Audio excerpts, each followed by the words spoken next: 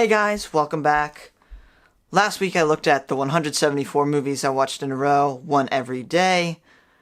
I have chapters set up so you can click ahead to a specific genre of recommendations you want to see, anything that you prefer, and in this video I'm going to look at the movies I've seen since school started, which is about 16. And also at the end I'm going to take a look at what each person in my family chose, specific genres, old versus new movies, stuff like that.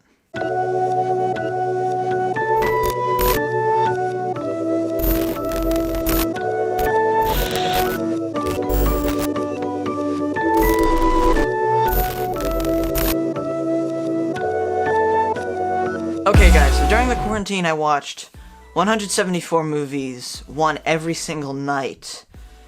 That's much more than my normal pace. For my family it's usually about 2 films a week. Now, if during that time I had pursued our normal pace, I would have watched only about 52 movies compared to the 174 that I did watch. If you put it in a chart, it looks like this. That's a bar graph of movies we watched versus the amount we would have normally watched if we hadn't watched one every single day. And here actually is the amount of picks that every member of my family got during that time. Now I had the majority here. We watched 16 films since the start of school. Here's what the picks look like for my family.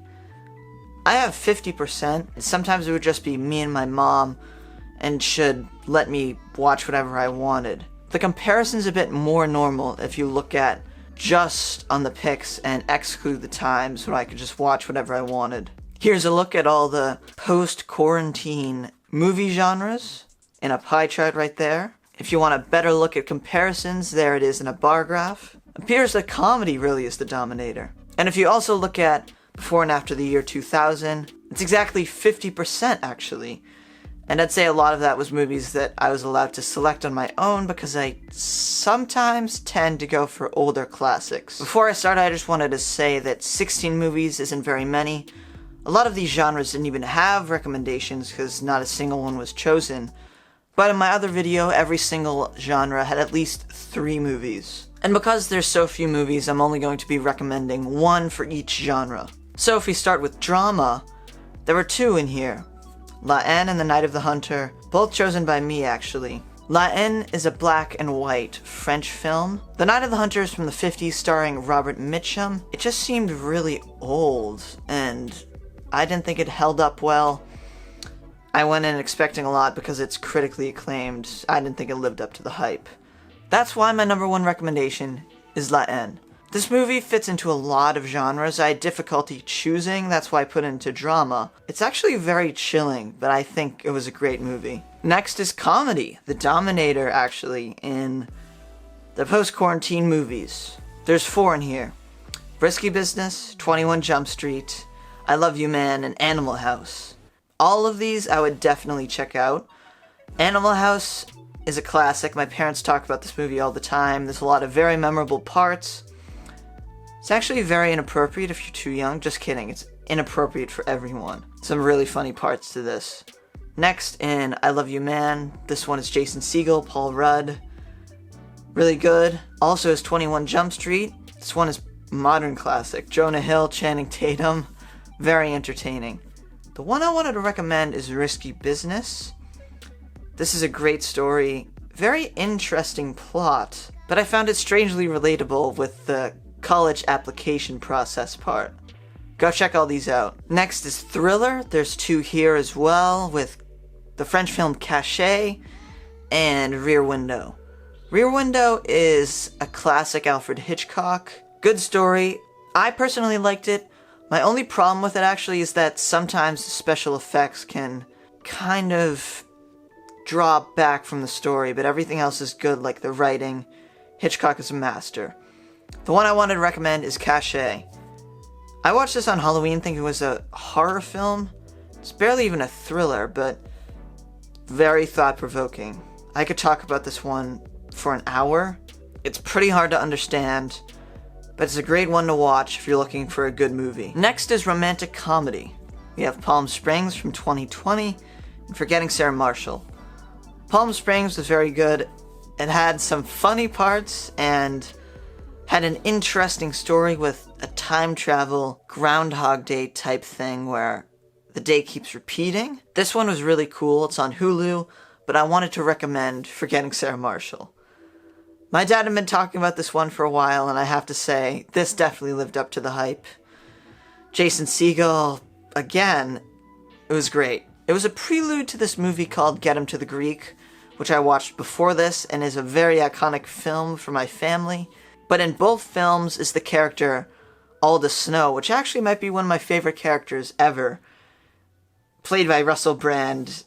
They're both absolutely hilarious. Forgetting Sarah Marshall, great one. We have one sci-fi movie, and that is Gattaca.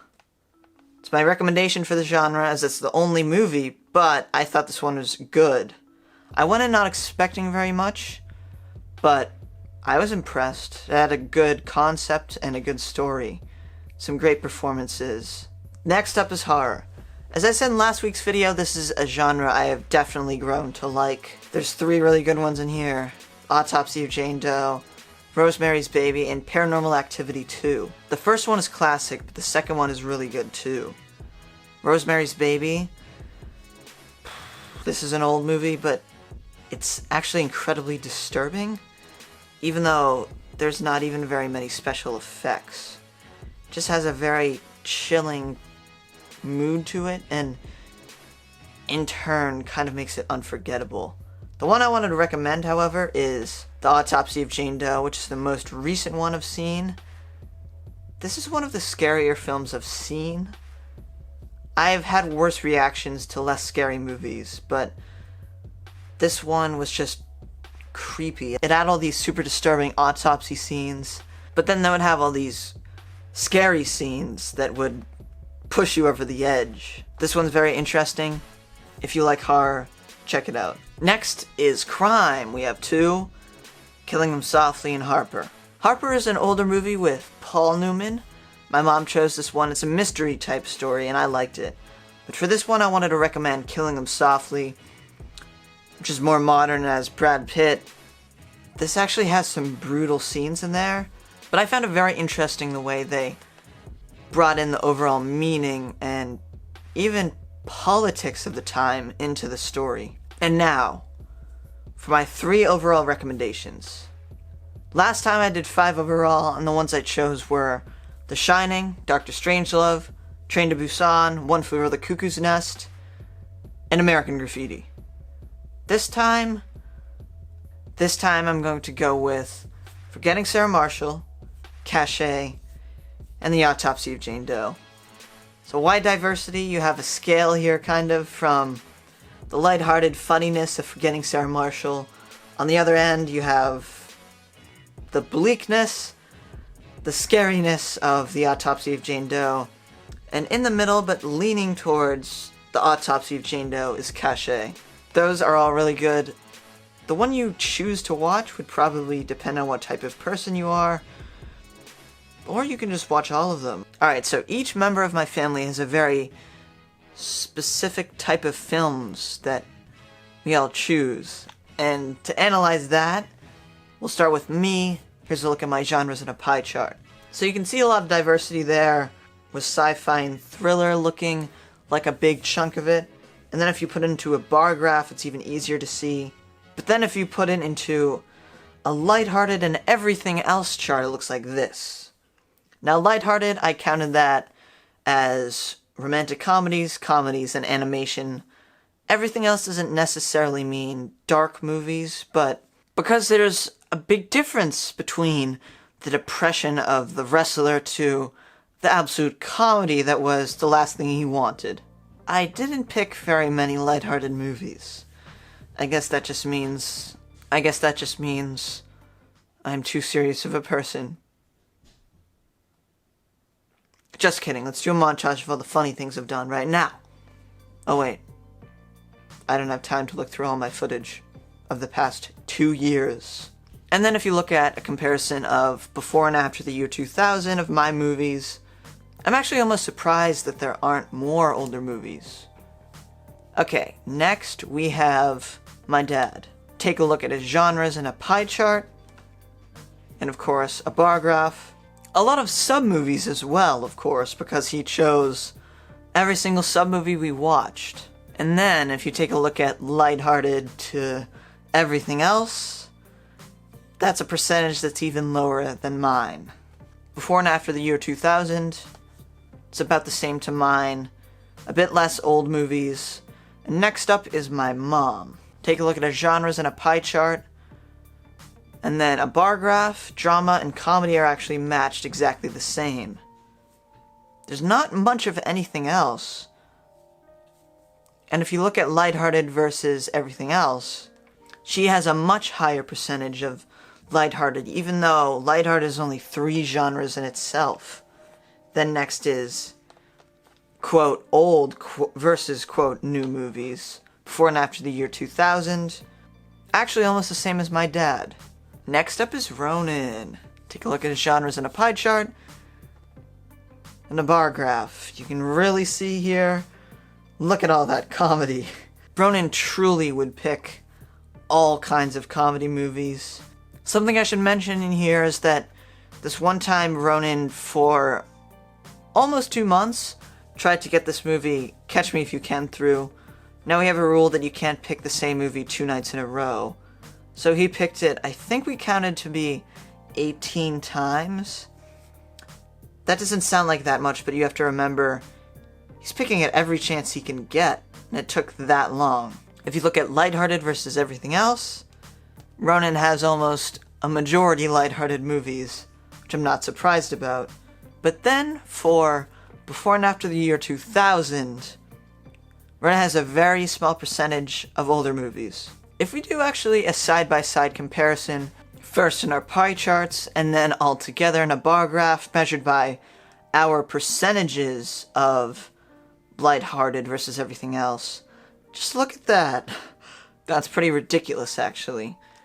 And if we do a side-by-side comparison of pie charts for before and after 2000, that's not actually that much of a difference. But as you can see, I have the highest percentage of older movies.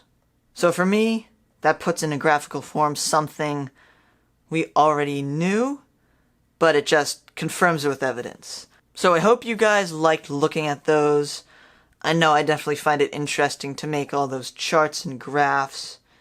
Thank you so much for watching, and I'll see you all next week.